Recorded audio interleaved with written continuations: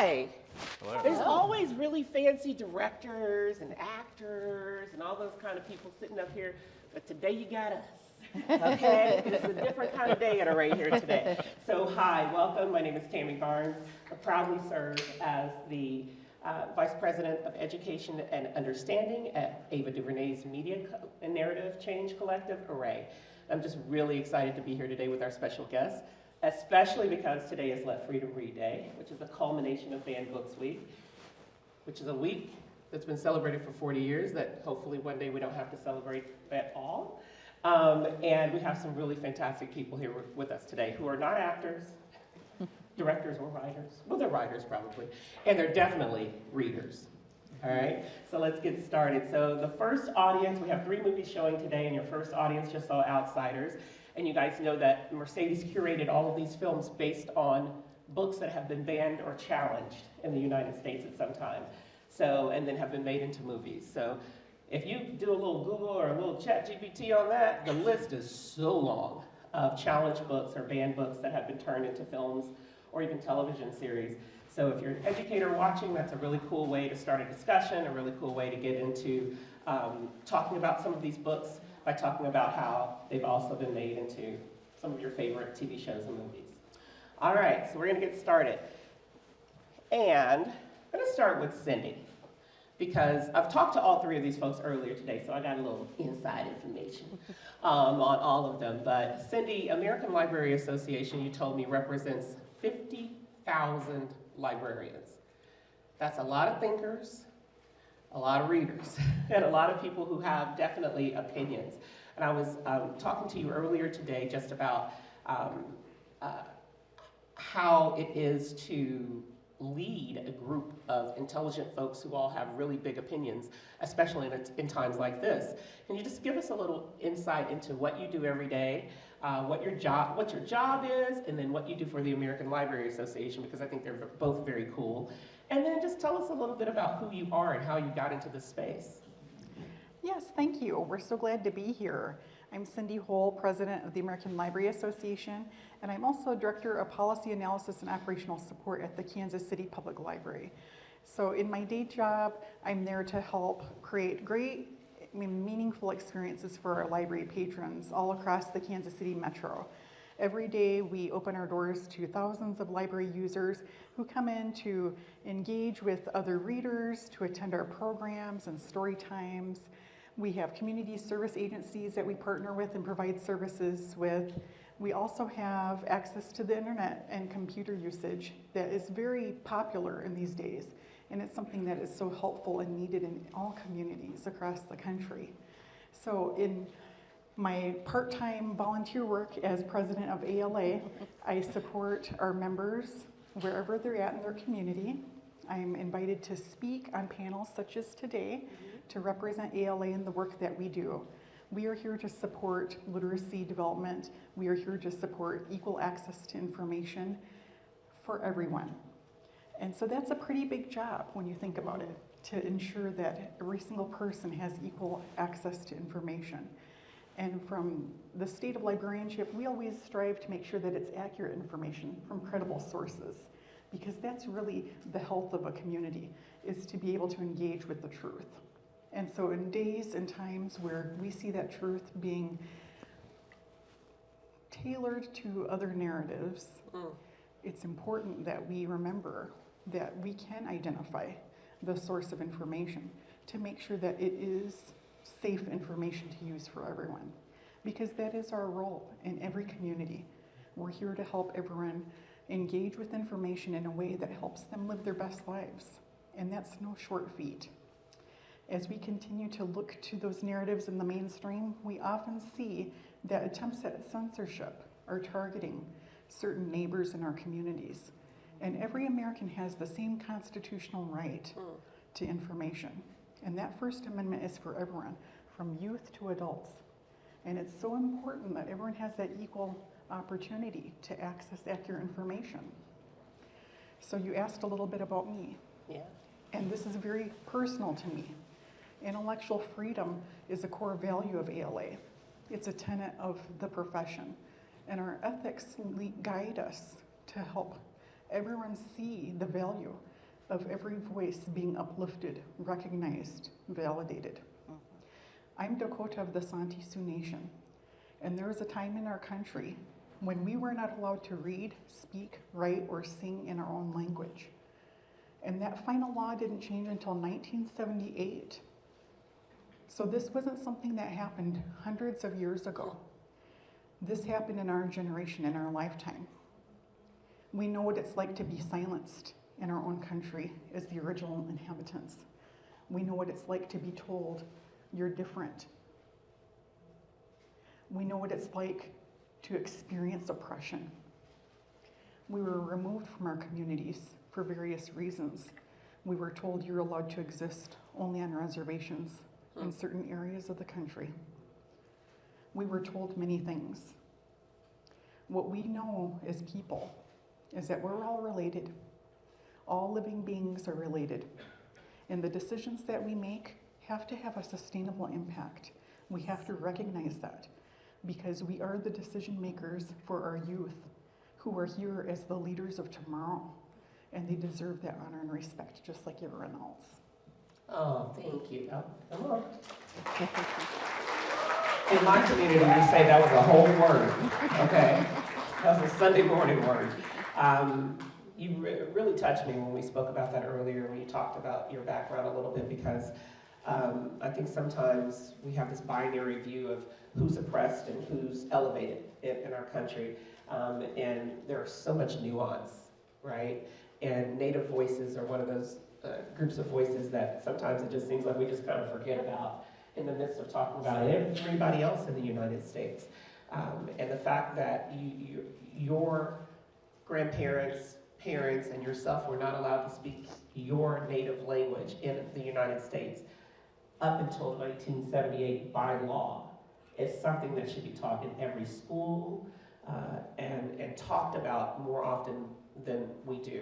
And so some of those lessons can also be found in ARRAY101.org, where we do learning companions to accompany the movies and television shows that Ava and ARRAY makes. So I'm going to move on down the line here to Nikki. And Nikki is kind of like a darling of Los Angeles right now because she has a really cool bookstore that everybody went to on opening weekend. And I remember standing out in the very, very hot sun, waiting for my turn to come inside because it was the coolest ticket in Los Angeles that weekend. So, Nikki, you have a bookstore called Octavia's Bookshelf. It is located in Pasadena, California. Is there anyone in this room that does not work for ARRAY who can tell me why that's significant and what the two things together might mean? Go for it. Well, I'm from Pasadena, so it's an honor to have your bookstore there, but Thank you. Octavia Butler is from Pasadena. Octavia Butler, the author, is from Pasadena, California. And so I want Nikki just to talk to us a little bit about the significance of opening a bookstore, brick and mortar bookstore in this day and age, naming it after someone so significant in the community, and just kind of how this all came to be and what it means to you. Thank you so much for the question, and thank you for having me on the panel.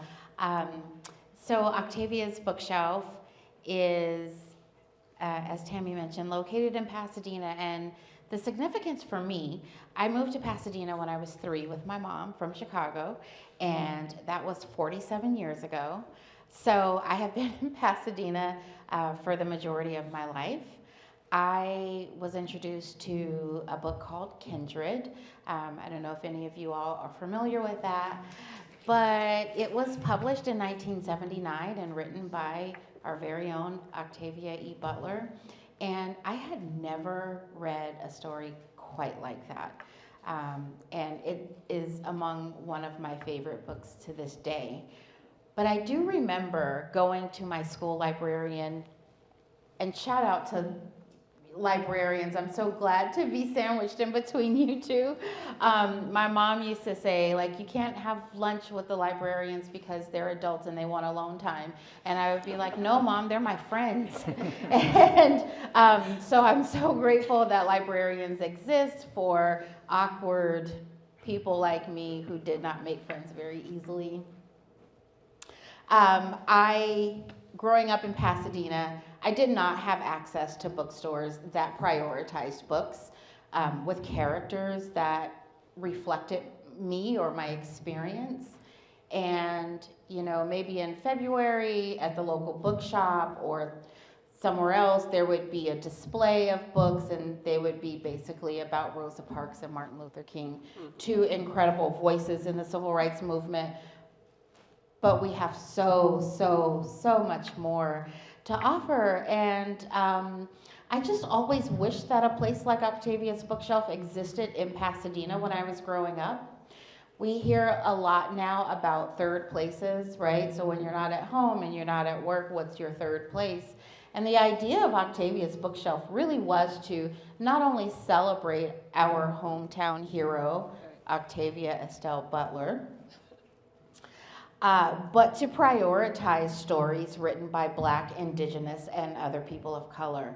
I want Octavia's Bookshelf to not only serve as a community hub, but really as a third space and a safe space.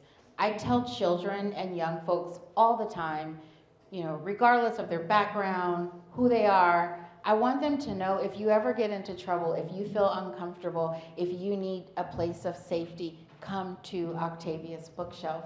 And so that's really why we exist today. That's really great, thank you. Thank you.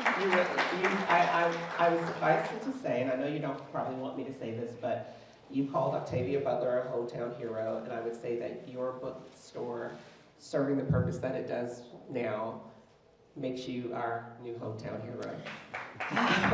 So thank you for Thank doing you so that. much. Thank you for doing that. Chris, you're in the library every day with the public. I get a weekend. You get a weekend. You're in the library where we talked earlier. Fun fact, Chris loves sci-fi. Any sci-fi fans in here? I want you to talk a little bit of what the resources are in the library in the day-to-day, but also, it's interesting right now, sci-fi is having its moment. From old school sci-fi, you know, that we were talking about, to Afrofuturism, to all these graphic novels and books and TV shows and movies. It's like something, and I told you earlier, I don't call sci-fi fringe. It was never fringe. It was always in the mainstream, kind of, sort of, but over on the side. Sci-fi has moved into the mainstream in a big way.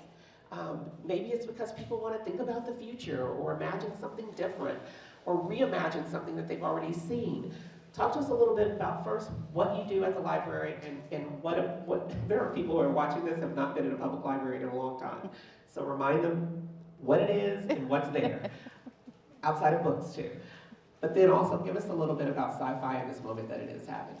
Sure, yeah. So starting with libraries. So I work in a branch library, Mark Twain Branch Library at 97th and Figueroa. Great branch, come to visit us.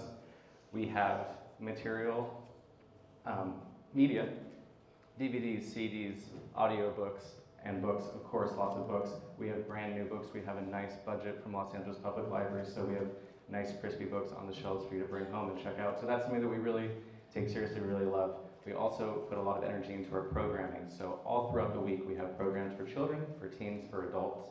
We have sewing machines, we have movie screenings, we have book clubs, we have finger painting, we have painting, all kinds of stuff. That goes for my branch, but there's activities all over the place at all of our branches throughout the system. So, and that's true for almost every library system that I can think of. So definitely check out your local library. I think you'll be surprised. And of course, there's lots of technology. We do free printing. We have access to computers. We have access to scanners. Downtown at the Central Library, there's the Octavia Lab, named after Octavia Butler, of course. 3D printers, poster printers. It's really kind of the crown jewel of like a maker space in libraries. So that's really exciting. I'm gonna jump in real fast before you finish the question. You told me something earlier about work from library. He just said it like it was a normal thing. He was like, yeah, people work from home, they work from library. I was like, what? There's a such thing as that?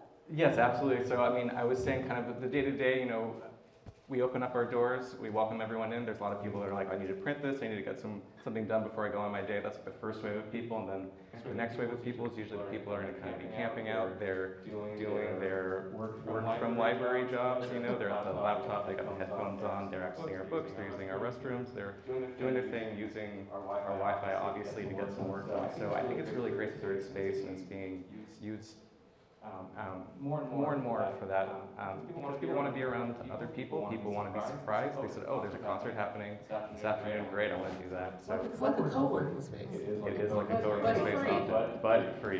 Yes, exactly. That's what I'm talking about. Now on to sci-fi. Yes. Science fiction. Why is it having a moment? I'd love to hear Nikki's thoughts on this too, and Cindy, maybe you're a fan as well. I have no idea.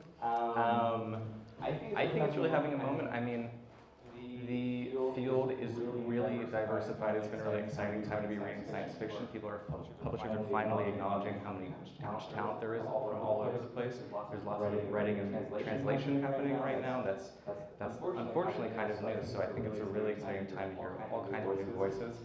I think we've gone through so much all over the world recently that we're thinking about what our future could be, what it could look like. And there's just been so much thinking that's already been done and is happening as far as thinking about the possibilities.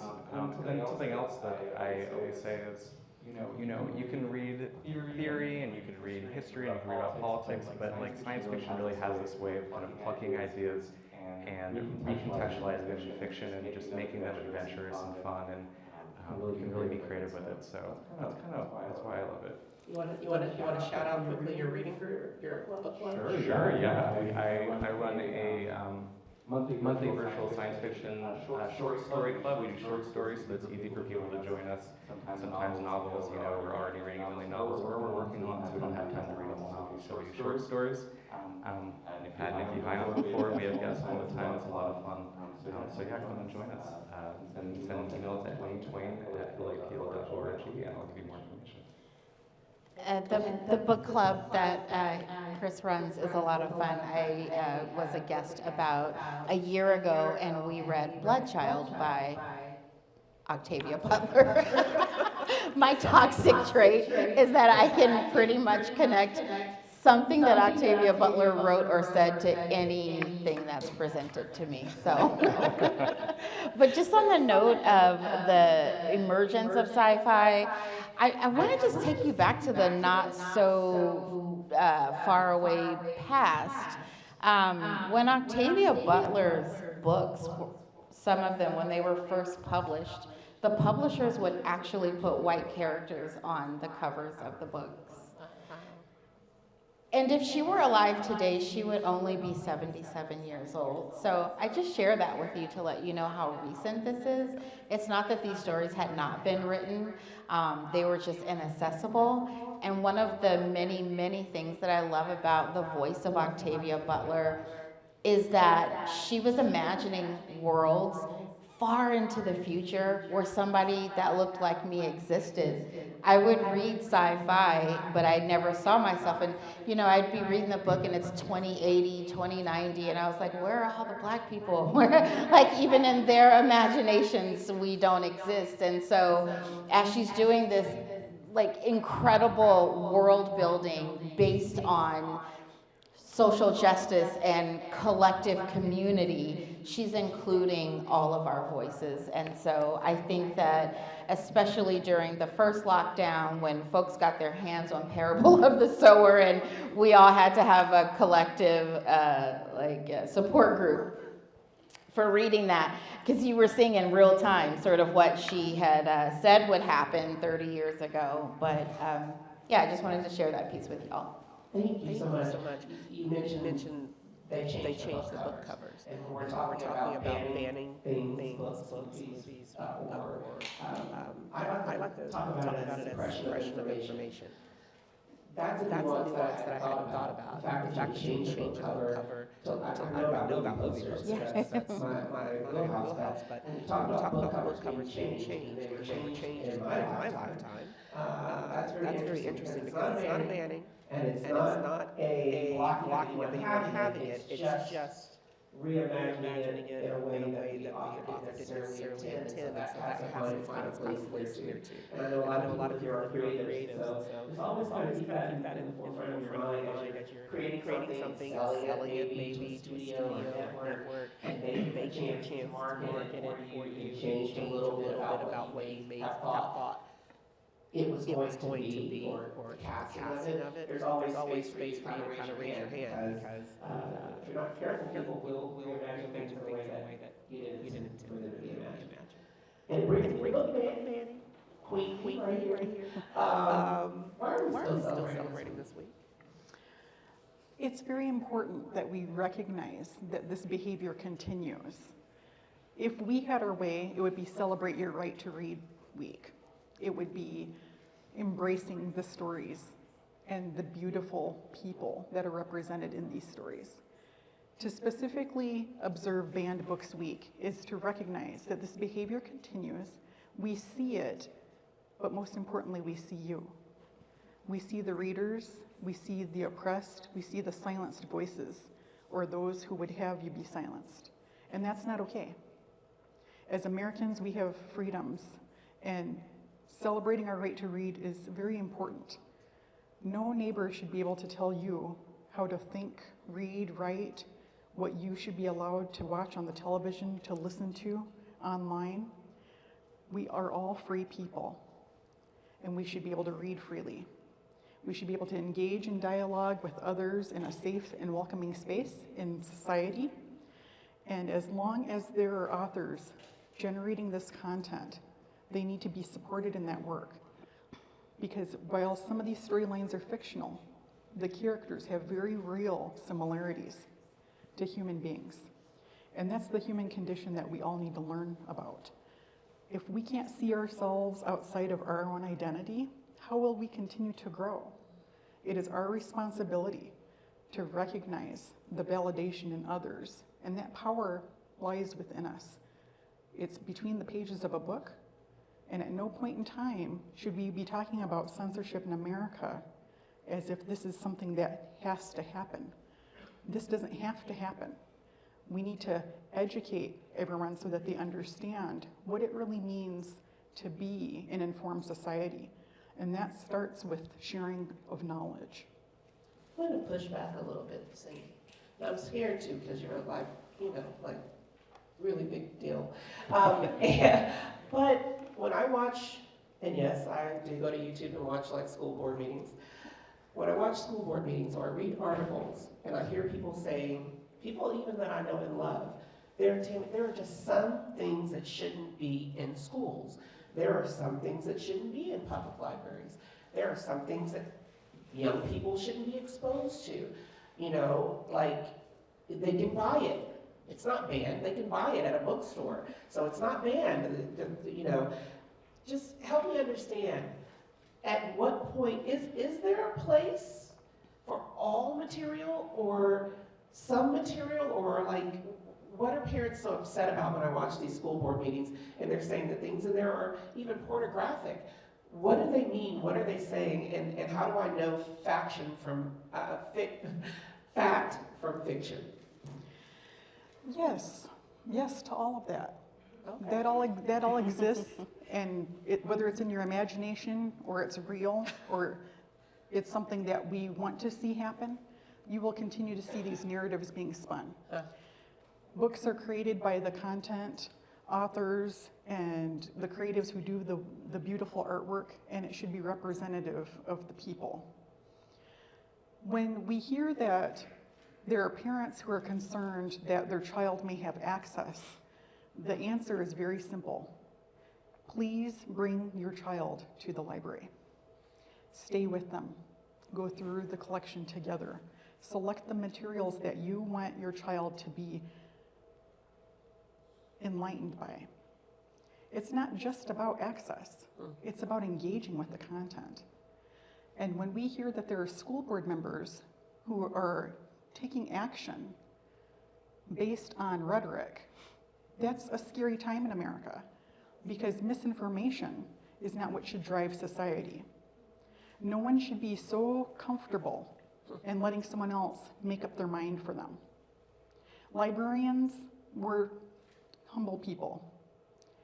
We're here to serve the public in the best way possible. We believe in the public good. We don't go into this field for the fame and fortune. We're here to serve. The fortune? Yeah. Oh, okay. Not yet. Yeah, maybe next lifetime. So when you have people who are here to support everyone, it's so important that we continue to listen to those people, because we're neutral. We want you to read, to research, to engage with the content, whatever it is that you need for your life, whether it's educational, entertainment, enrichment. Please engage with others, engage with this content. It's there for everyone. But if you don't agree with it, that's absolutely your right. But you don't have that right to make that decision for other people. You can't tell your neighbors exactly what they need to do and how they need to live their lives, but there's nothing wrong with learning about the lifestyles of other people. That is how we need to expose everyone to that information. If you've lived in a culture, in a society where everyone has the exact same existence, I don't know that that's really reality. I think that a lot happens behind closed doors.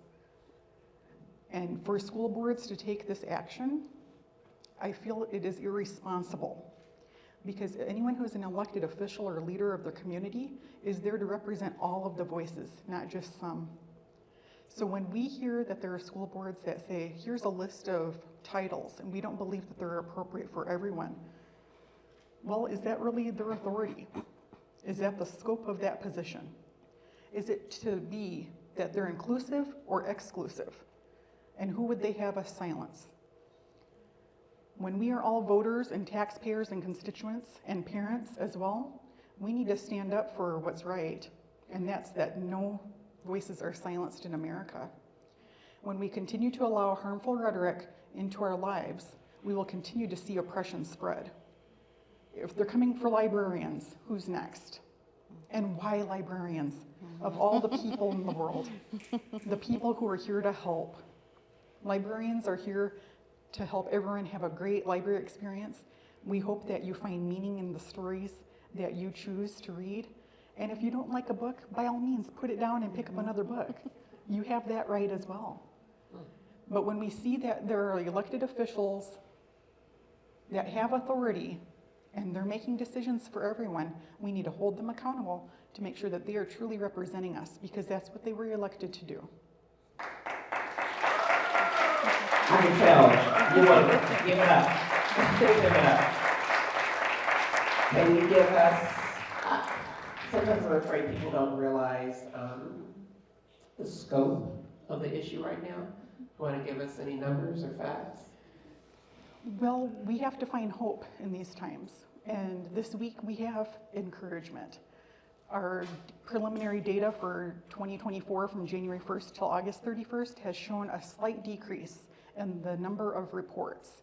So while the unique titles remain high, much higher than it was pre-2020, we still take hope in the fact that we've reached readers.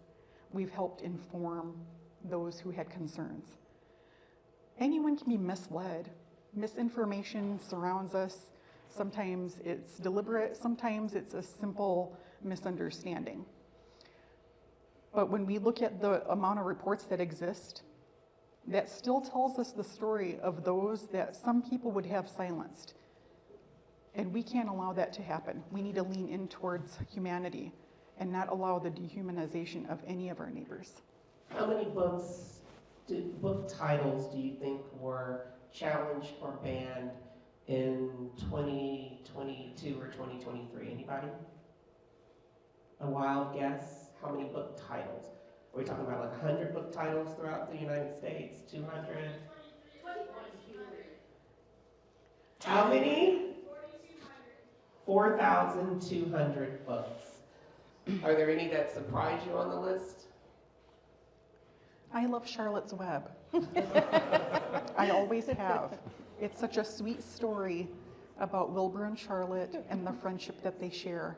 To learn empathy, understanding, and to have a friend, you must be a friend. I don't see the controversy.